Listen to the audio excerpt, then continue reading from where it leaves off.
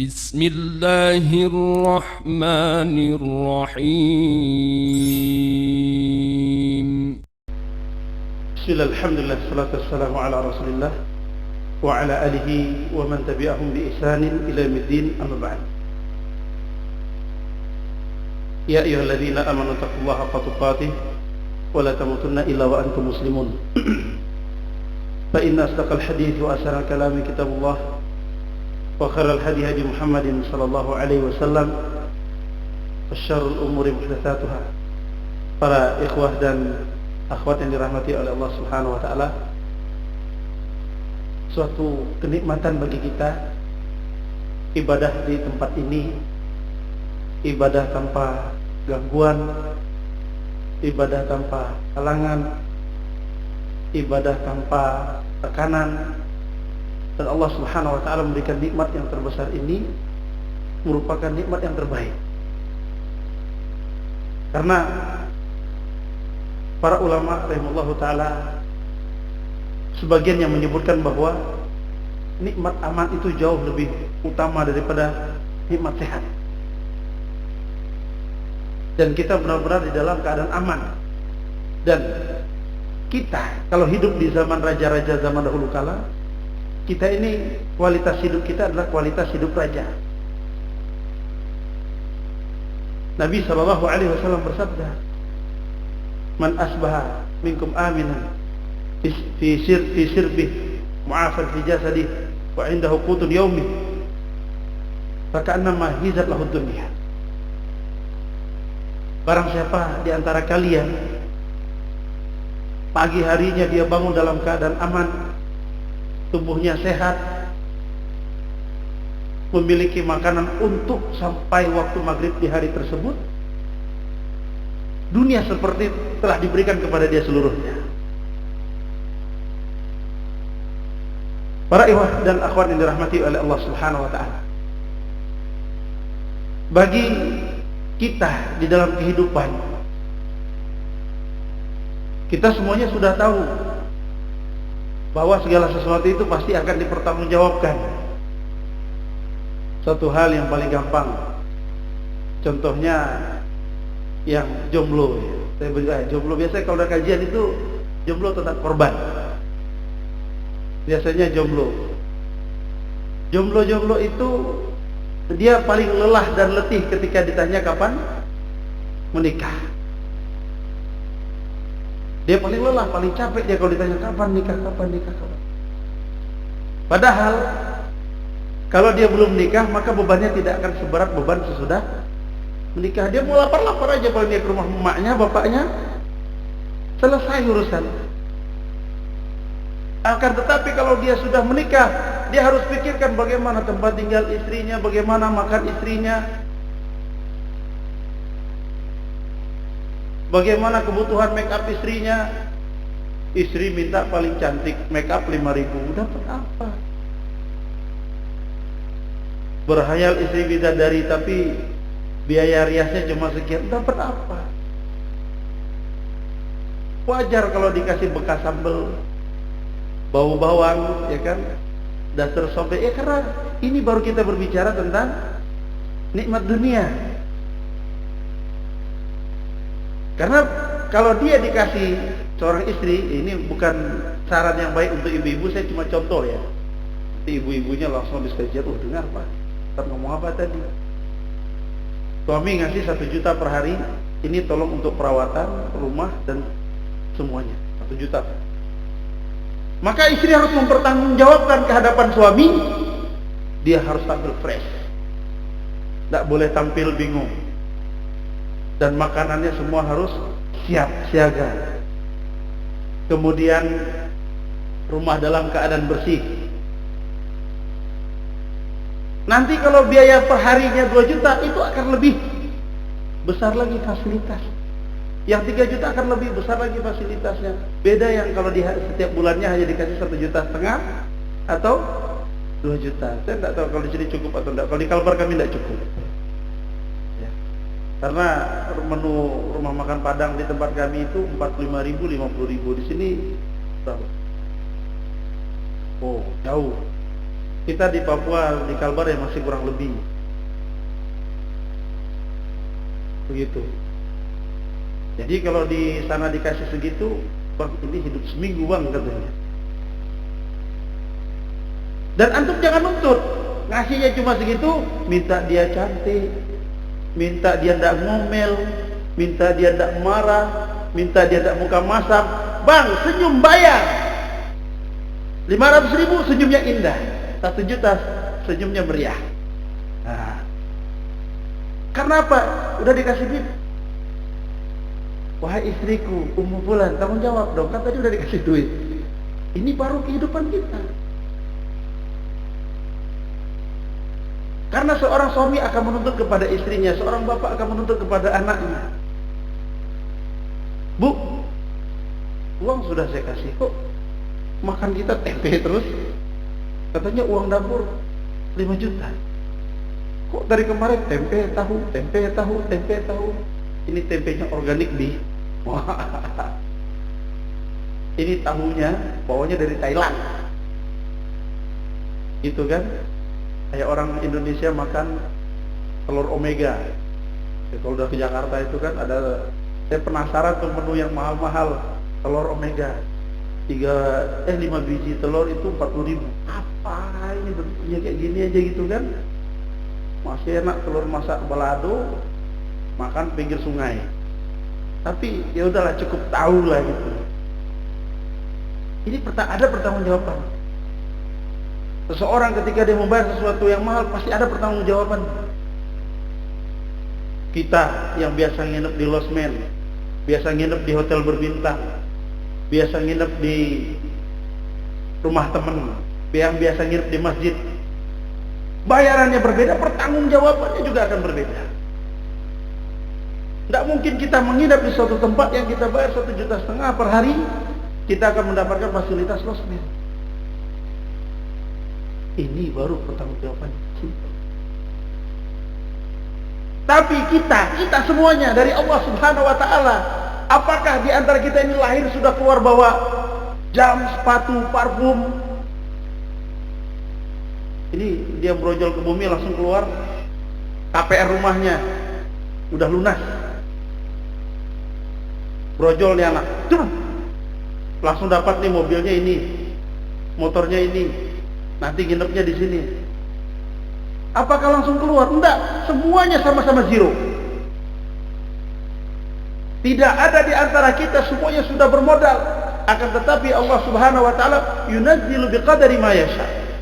Allah turunkan rezeki itu perlahan-lahan, Allah turunkan rezeki itu sedikit-sedikit sesuai dengan kebutuhan dia, dan itu pun kita tidak bisa mempertanggungjawabkannya kepada Allah. Apa pesan Nabi sallallahu alaihi wasallam? "Lau ta'lamuna ma a'lam." Kalau seandainya kalian mengetahui apa yang aku ketahui, kata Rasulullah, "La dhahiktum qalilan wa la bakaitum katsiran." Kalau seandainya kalian mengetahui apa yang aku ketahui, kata Rasulullah, kalian akan tertawa lebih sedikit dan menangis lebih banyak. Bapak, Ibu, semua ditanya oleh Allah Subhanahu. Kunci utama dalam kehidupan, kita harus pasang password. Kita harus pasang password dalam kehidupan kita. Kunci utama kehidupan, semua yang ada di atas muka bumi ini kerugian, dan semua yang ada di atas muka bumi ini penyesalan, dan semua yang ada di atas muka bumi semuanya adalah keburukan. Dalilnya yang pertama, Allah Subhanahu wa taala firman, "Wal 'asr." Demi masa yang kita berlalu semuanya, Allah bersumpah dengan hal tersebut. Karena masa yang tidak akan kembali. Innal insana lafi khusr. Sesungguhnya manusia benar-benar dalam keadaan merugi. Kita duduk, kita rugi. Kita makan, kita rugi. Kita berjalan, kita rugi. Kita tidur, kita rugi. Ini catatan pertama dalam kehidupan ini. Apapun yang kita kerjakan adalah kerugian. Baru Allah Subhanahu wa taala memberikan pengecualian. Illal ladzina amanu kecuali orang-orang yang beriman, beramal saleh. Maka jangan pernah mendidik anak. Jangan pernah mendidik anak yang anak tersebut kita ajar, kita didik dan kita latih. Nah, kamu sekolah yang baik. Nanti kamu bisa menghasilkan uang, tidak ada faedah. Ya Allah. Nah, jadilah kamu orang yang baik. Bekerjalah dengan aman. Jalani semuanya sesuai dengan perintah Allah. Timbang lagi kemaslahatan dan mudarat. Sesuatu yang bermanfaat bagi kamu untuk akhiratmu. Pikirkan itu dulu, jangan dunia. Tidak ada orang yang mengejar akhirat kecuali Allah pasti berikan dia dunia. Sebagaimana Ibnu Qayyim Al-Jauziyah mengatakan, ad-dunya tahta zilalus syams. Dunia itu sebagaimana bayangan. Kita tinggalkan, dia akan mengikuti di dalam berkah keilmuan, berkah ibadah seseorang. Kita kejar, dia lari. Capek kita ngejarnya, lari terus. Maka bekal kita yang paling utama itu di dalam pengajian, di dalam kita belajar menuntut ilmu.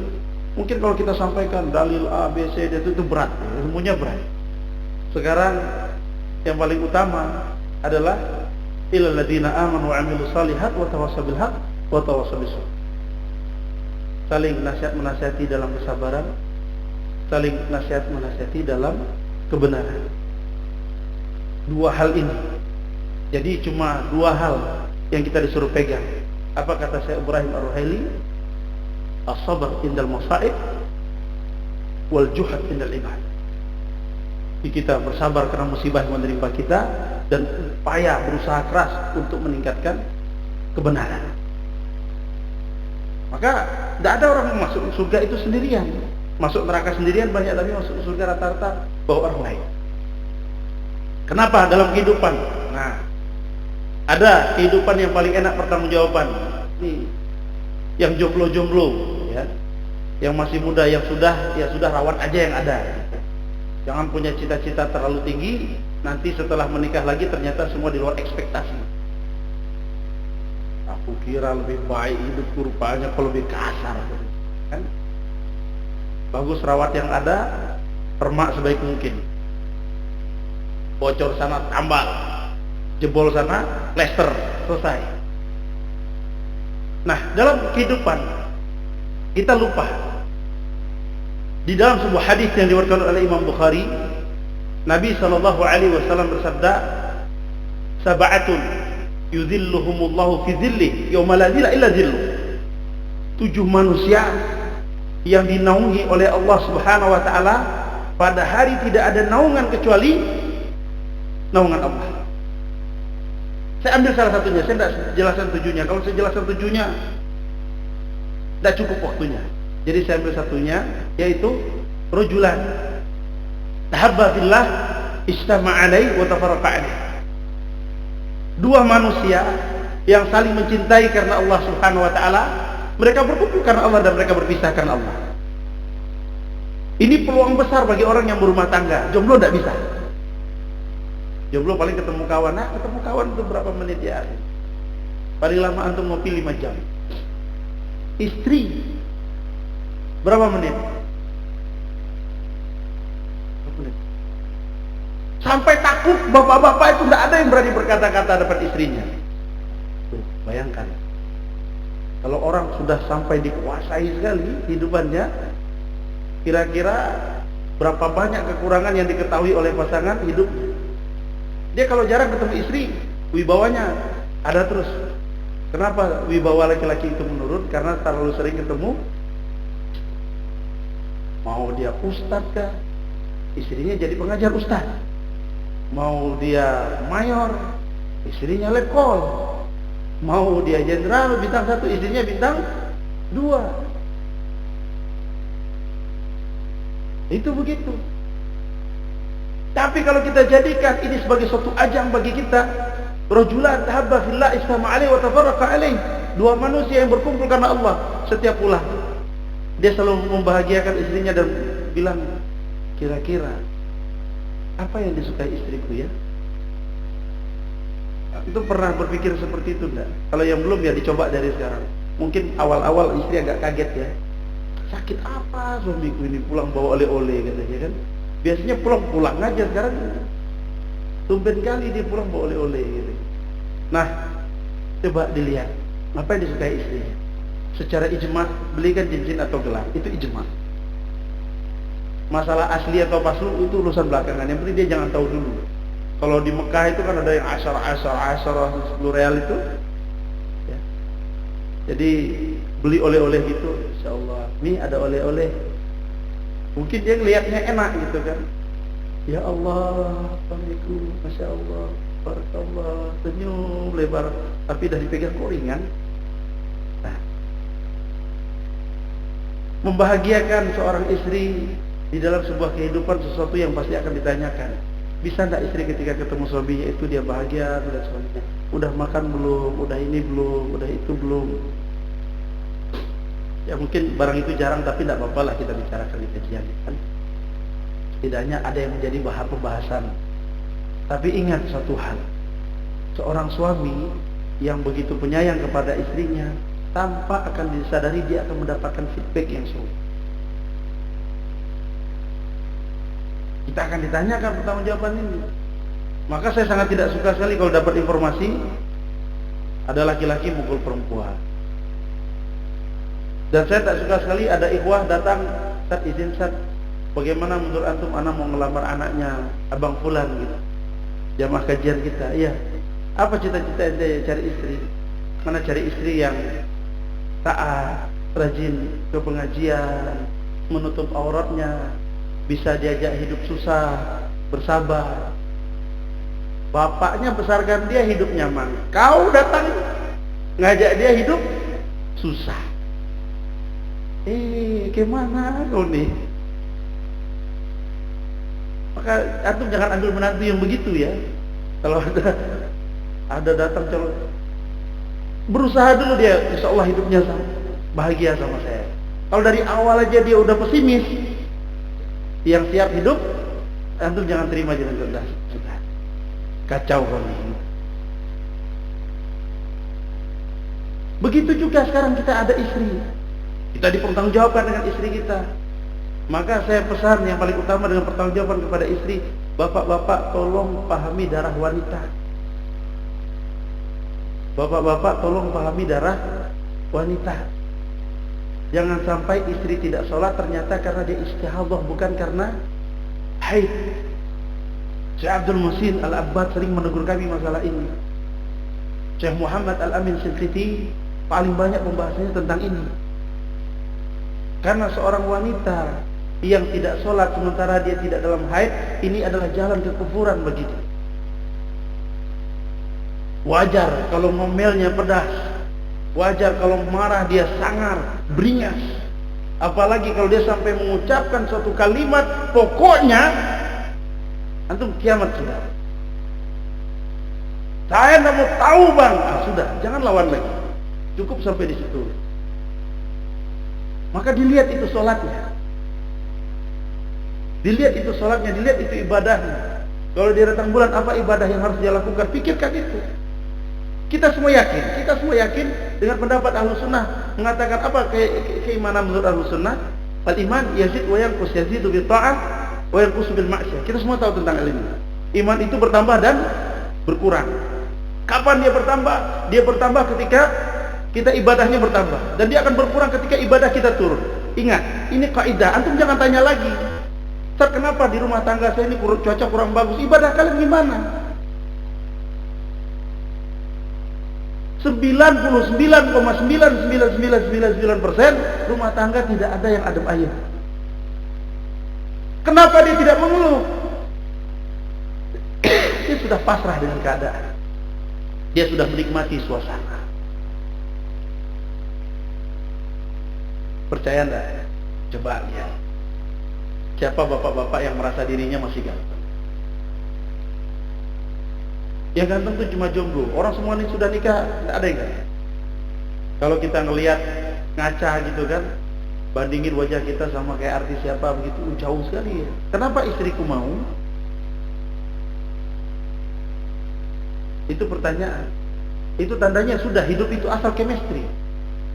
Cerita saya pernah diketawain sama kawan-kawan dari Yaman di Arab Saudi waktu kuliah.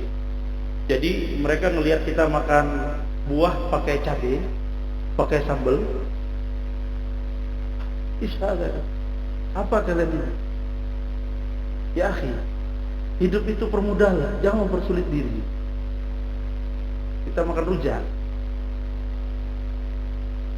Dan itu kalau kita orang Kalimantan plus Sumatera lagi kan, kalau pedas itu masih di mulut itu tidak pedas. Dia pedas itu harus keluar masuk. Masuknya pedas, keluarnya juga harus pedas gitu. Jadi kalau kita bilang, "Wih, pedas mulut," kalau belum dangdutan ini bibir, belum itu. Saya bawa Ustadz Ali Ahmad, Pekanbaru, pembina kita di Kerelawanan, makan. Orang di Lombok bilang, "Ustadz, ini cabai paling pedas di kami, diambil 1 sendok." Orang Lombok geleng-geleng. Jangan diikuti, don't try it at home. Ya. Ini hanya untuk profesional. Jadi ketika kita makan super pedas begitu, orang Arab kan dapat cabai, ya Allah, cabainya itu cabai besar di kita buat cabai rawit dia.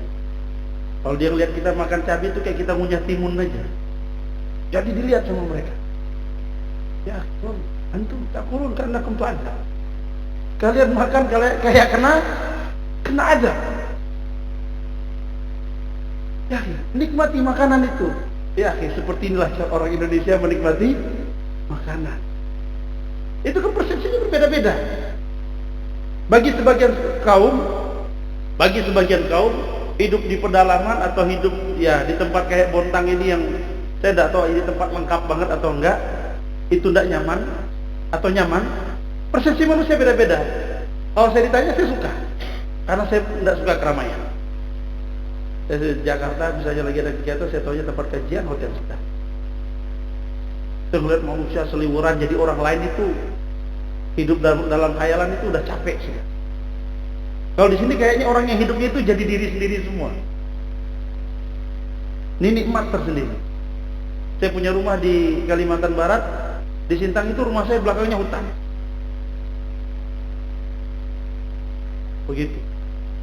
Nah, manusia sebagian yang lain melihat hal seperti itu adalah ini kesulitan di dalam hidup, tapi kita menikmatinya. Begitu juga kita jangan taruh banyak komplain. Semakin banyak pemberian Allah Subhanahu wa taala kepada suatu makhluk, maka akan semakin berat pertanggungjawabannya. Sama seorang mukmin, nasihat yang paling utama dari Syekh Shalih bin Utsaimin rahimahullah taala, beliau mengatakan apa? Jangan pernah kalian iri dengan kenikmatan harta, nyamannya hidup, melimpah ruahnya kufar. Kayu azabuna maratain. Mereka akan diazab 2 kali lipat daripada orang kafir yang miskin. Ada orang datang sama kita, ihwal lagi jalan. Masya Allah itu Lamborghini. Iya Ustaz, Masya Allah Ustaz ya. Anda tidak mau dikasih mobil kayak gitu. Demi Allah Anda tidak mau. Kalau dia ngasih Anda mobil gitu, tukar aja Land Cruiser 2. Lebih enak daripada naiknya susah, badan sebesar gini lagi, nyupir di situ nyangkut perut Anda. Ya kawan kan ada yang punya di Jakarta, jadi jemput kita, "Wah, ente nikmatnya pakai mobil kayak gini," dia bilang gitu. Segala sesuatu yang penting nikmat, jangan mau dilihat orang. Orang mau lihat bagaimana itu urusan dia sudah. Kayak kita misalnya bapak-bapak baca Al-Quran, duduk di bandara di mana-mana, sudah jangan pedulikan orang lain. Dia kau urusan kau sendiri, aku urusan aku, ini mau mati besok ini. Begitu juga di rumah, pulang ke masjid, bersihkan tempat kita. Ya, di sini tidak ada jalan-jalan perusahaan ya. Misalnya di luar, di rumah, di kampung ada jalan berlobang, cari batu, beli semen dikit, tutupin itu lubang. Jangan selalu berpikir ini orang banyak lewat, biarin aja tugas pemerintah. Sudahlah, antum membantu pemerintah, membantu 300 juta orang Indonesia, antum pasti dapat hal yang demikian. Ada orang sulit, antum punya lebih, main-main ke rumah sakit, ada apa yang perlu dibantu? Iya Pak, saya bayarannya kurang, kasih. Tidak bisa menutupi, tetapi setidaknya bisa meringankan. Kita akan ditanya tentang hal itu, suatu kisah.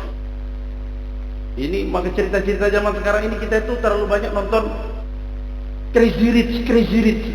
Kan sudah disampaikan, udah rich crazy. Apa itu?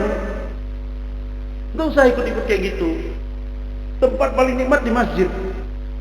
Sudah tidak ada tempat-tempat nikmat seperti itu. Jadi kita selalu melihat bagaimana orang itu hidup. Oh, rumahnya begini, ininya begini, ini begini.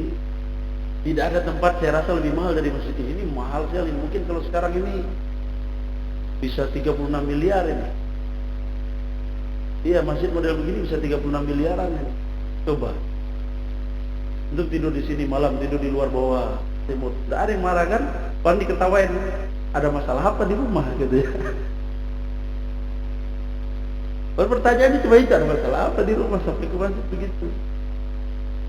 Kita selalu melihat seperti itu. Apakah kita dicontohkan untuk hal seperti itu? Dan sehingga orang berpendapat bahwa orang yang beragama itu semuanya serba miskin. Tidak ada ya itu. Lihat bagaimana Nabi SAW melamar Khadijah. Berapa mahar?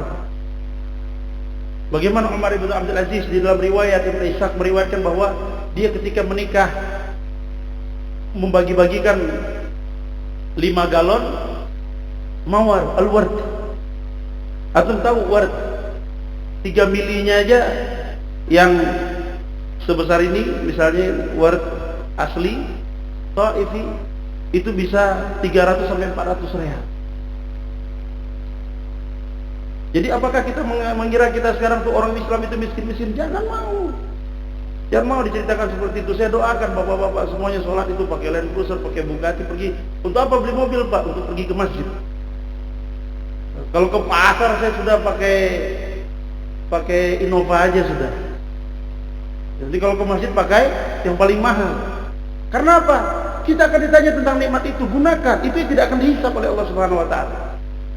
Innallaha yuhibbu ayyara ni'matahu fi 'abdi. Allah suka dengan seorang hamba yang memperlihatkan rezeki. Maka jangan bapak-bapak ke masjid ini dalam keadaan ketika ada masalah aja itu muncul di masjid, masya Allah, jam 3 sudah di masjid. Masya Allah, jam 2 sudah di masjid. Bapak rajin sekali, kau tidak tahu masalahku besar ini katanya. Kalau bisa ke masjid itu saat bahagia. Sehingga bahagia itu akan selalu bertambah.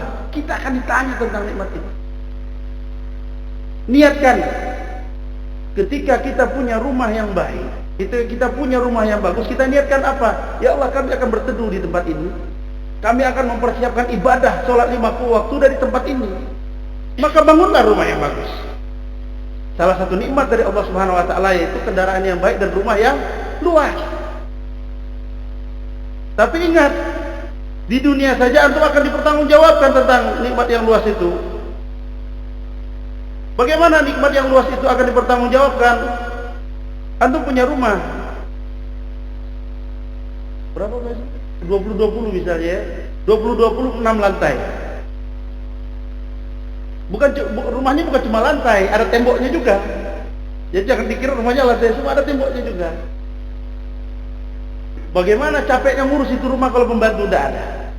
Apakah pembantu akan 1 tahun full bersama antum? Tidak, tentu tidak. Pertanggungjawabannya di dunia aja sudah susah.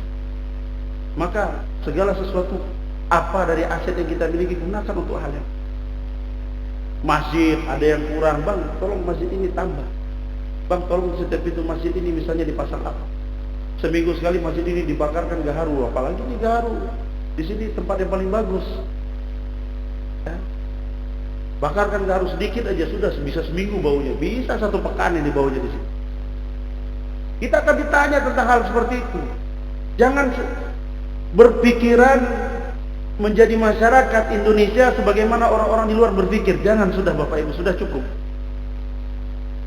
Ya, sudah cukup. Kalau kita punya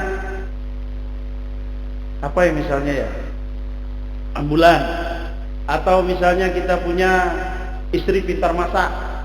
Oh, istri saya lihai masak Ustaz, masak air, masak nasi, kemudian masak mie, itu lihai dia masak. Bagus, itu antum sudah bagus itu, masya Allah, itu dapat bule. Tidak bisa masak apa-apa dia, dan tidak bisa dia berbuat apa-apa. Nah,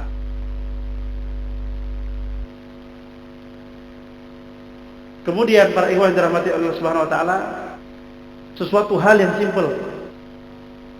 Dek, tolong besok masak, kau lebihkan masaknya. Apakah berat bagi kita?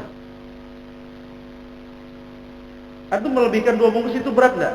Coba dibiasakan di rumah itu kita beli plastik nasi. Plastik padang itu. Wah, tapi Ustaz, saya enggak bisa masakan padang, enggak apa-apa. Tulis aja di plastiknya padang. Nasi padang. Enggak, nasi padang sama nasi di rumah antum sama. Antum masakkan lebihkan telur, lebihkan apa, jalan ke pasar, ngelihat teman-teman tukang parkir, ngelihat kawan-kawan kita, udah sarapan belum ini. Ini hal yang simpel. Ini hal yang simpel. Anak-anak kita kecil pergi ke sekolah. Nah, abi bekal kau makan lebih 3. Tugas kau di sekolah nanti kau cari 2 orang lagi supaya kalian makan sama-sama. Ingat, kau berdoa sama Allah, barang ini berkah untukmu. Antum jangan tanya kenapa anaknya bakhil kepada bapaknya, kenapa bakhil kepada ibunya. Antum tidak pernah didik. Nah, ini susu, kau pergi sekolah bawa 2. 1 kau minum, 1 kau bagikan kawan. Saya pernah menginteli seorang anak yang dia curiga dengan anaknya. Antum sering bolak-balik ke pondok? Sering kata setiap bulan karena ada kegiatan di Jawa, musibah kan paling banyak Jawa. Jadi setiap lewat, akhir dulu tempat anak waktu pulang, orang tuanya itu kirim duit lebih terus. Tapi anak ini setiap akhir bulan di audit sama orang tuanya, duitnya habis terus. Penasaran lah dia bertanya, mana duit? Kasih uang jajan antum ke anak berapa? 500 Pak. Anak 1,5 juta aku habis ya.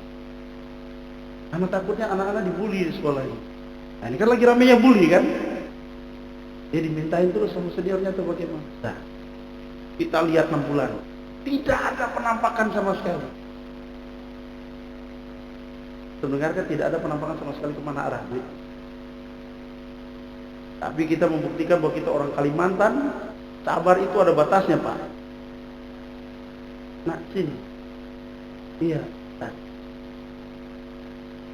Bapak kok kirim duit berapa? Bapak tanya. Enggak, Ustaz aja, cuma sekian jajan. Kenapa kok dikirimin lebih begitu? Oh, kemana kan duitmu? Diam, dia ngomong. Nah, anak akan rahasiakan apa yang kau lakukan asal kau jujur. Kalau kau punya masalah atau kau merusak barang orang, kasih tahu. Biar anak selesaikan sama bapakmu. Ini ada kawan itu bapaknya kena santet, perutnya pecah, emaknya kena musibah. Yang ini jangan di share di video ya. Ini cerita seseorang, nanti orangnya tahu tidak enak. Ini di-cut kan ada editor. Terus mamanya itu disantet juga, stroke. Terus uang sekolah dia anak bayarin dari duit anak. Kenapa kepilih dia dibantu? Anaknya sudah hafal Quran dari kelas 2 SMP. Terus 1,5 juta itu kan kurang. SPP kalian 1 juta. Uang jajan kau 500 nanti belum nanti laundry apa sebagainya. Anak tidak jajan keluar, saat anak cukupkan diri dengan makan apa yang ada di pondok. Anak itu siapa yang ngajar?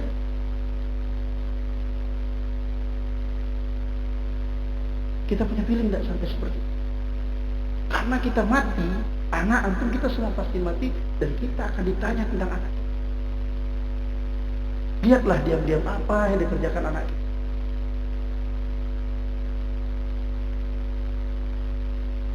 Ajarkan anak ketika meminta duit, minta duit, nah kau keluar dulu, kau sholat dulu 2 rakaat, kau minta sama Allah. Ya Allah, saya minta duit ya. Baru antum kasih berkah. Anak sakit sebelum kasih obat, nak jangan kau minum obat ini, kau berdoa dulu sama Allah. Obat ini tidak bisa menyembuhkan. Ketika istri mau belanja, wahai yang bebek tercinta, ya bebek kan. Belanjalah ke pasar sepuasmu, dengan satu syarat, semua yang kau beli kau harus habiskan. Itulah yang terjadi dengan akhwat-akhwat kita, semuanya rata-rata gemuk. Saya ini korban ngabisin makanan anak yang tidak habis.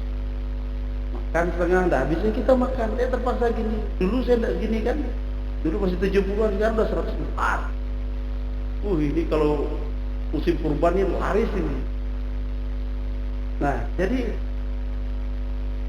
sampai suatu ketika istri mau ke pasar, kita nasihatin, Mi, belilah barang yang menjadi nikmat bagi kita untuk dimakan. Tapi ingat, ketika kau belanja, niatkan memasakkan suami itu adalah sedekah. Antum bagaimana nikmatnya rumah tangga kita? Istri masakan untuk suami, dia berdoa. Riwayatkan dari Abu Hurairah, Imam Bukhari juga meriwayatkan, kana ashabun Nabi sallallahu alaihi wasallam yad'u rabbah hatta fi dhuqil misk.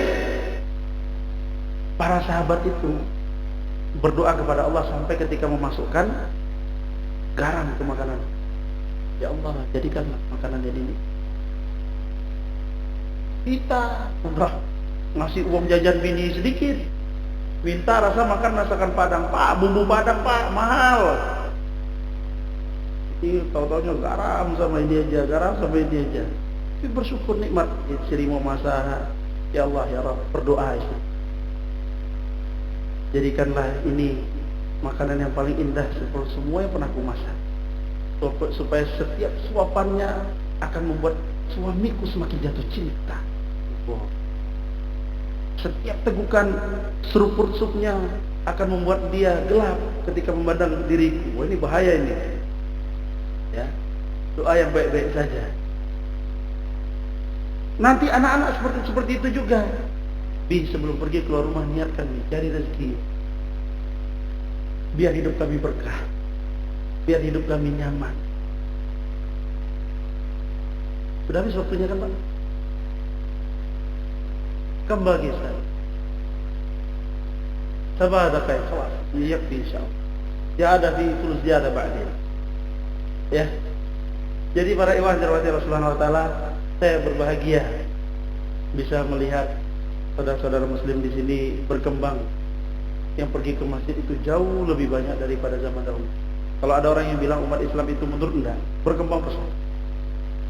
Di semua instansi pemerintahan, bahkan di kepolisian, Mabes Polri, Mabes TNI, semuanya jauh berkembang.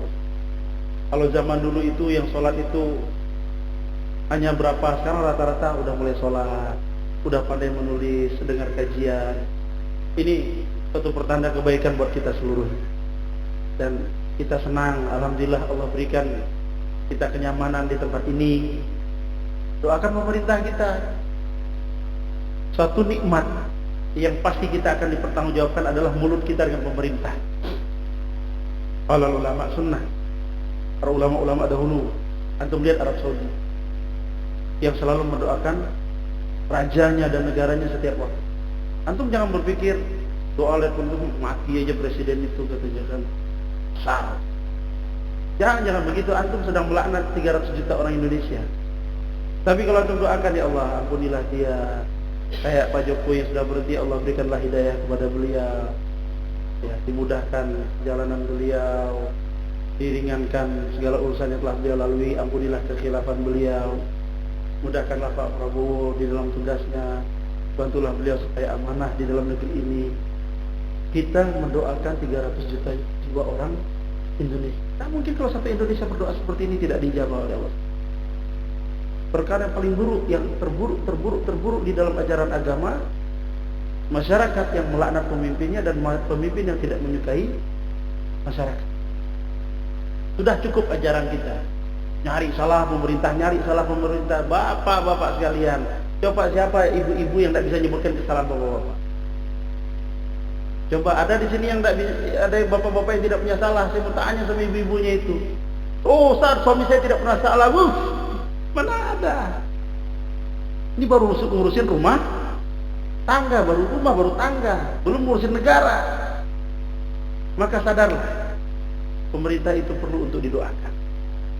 Kita memiliki sholat khusus setiap malam, tahajud kita mendoakan pemerintah, mendoakan bupati, mendoakan gubernur. Bagi yang bupati gubernurnya masih non muslim, doakan, ya Allah masukkanlah dia kepada Islam. Salah enggak kita berdoa? Enggak. Jangan doanya rezeki terus, sehat terus, rezeki terus, sehat terus. Ya Allah, kayak barang itu enggak ditentukan aja, udah ditentukan barang itu. Ini kita pasti akan dipertanggungjawabkan tentang hal. Mudah-mudahan Allah berikan keberkahan di negeri kita, keamanan yang luar biasa, kenyamanan yang begitu dahsyat. Dan semoga jamaah yang hadir di sini mendapatkan pahala orang satu Indonesia karena mendoakan mereka, dan Allah Subhanahu wa taala memberikan berkah kepada anak keturunan kita. Bagi yang istrinya pemarah, Allah jadikan itu sebagai keindahan di dalam rumah tangga. Marahnya akan berubah menjadi cinta. Bagi yang istrinya mukanya suka masam, tidak semua masam itu buruk. Kadang masamnya buah mangga dan masamnya buah maram itu dirindukan. Bagi yang istrinya tidak pernah bermuka baik kepada suaminya, mudah-mudahan itu menjadi berubah semua. Tidak ada yang tidak bisa berubah atas kehendak Allah Subhanahu wa taala. Dan para ibu-ibu, bagi bapak-bapak yang selalu cari alasan minta izin poligami, sadarkanlah dia, semoga insaf bahwa tanggung jawab istri satu berat, apalagi dua. Setiap kajian ditanya bagaimana resep poligami, kalau bini satu aja kok kena marah, bini dua mencari mat. Ya. Mudah-mudahan sabar semua. Sudah yang ada aja, kalau nikah lagi itu udah takdir, sabar. Kalau enggak, jangan cari masalah. Jangan cari masalah. Bagi kita yang ibadahnya masih kurang, semoga Allah Subhanahu wa taala memudahkan kita untuk mempertanggungjawabkan tentang nafas yang Allah kasih ke kita, mata, tangan, kaki, kesehatan bagi kita. Kenapa tidak kita gunakan untuk beribadah? Saya tutup sampai di sini dulu. Mudah-mudahan sangat bermanfaat bagi kita dan Allah terima amal ibadah kita. Subhanakallahumma rabbana wa bihamdika asyhadu an la ilaha illa anta astaghfiruka wa atubu ilaik.